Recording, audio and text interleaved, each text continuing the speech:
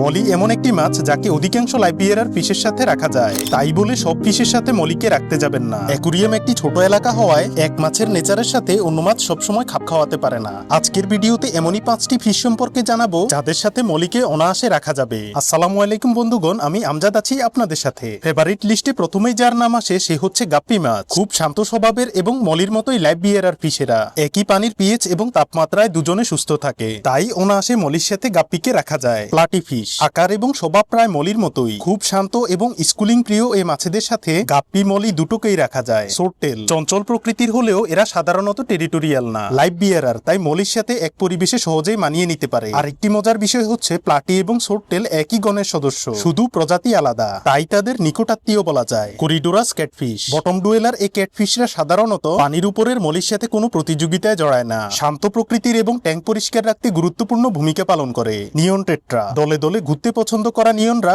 নিজেদের নিয়েই ব্যস্ত থাকে বেশি, তাই এরা মলির ভালো ট্যাঙ্কমেট। কমিউনিটি ট্যাঙ্কে এই নিয়ন ব্লুরা একটা আলাদা সৌন্দর্য তৈরি করে। এই 5টি মাছকে চোখ বন্ধ করে মলির সাথে এক অ্যাকুরিয়ামে রাখতে পারবেন। ভিডিওটি ভালো লাগলে সাবস্ক্রাইব করে পাশে থাকবেন।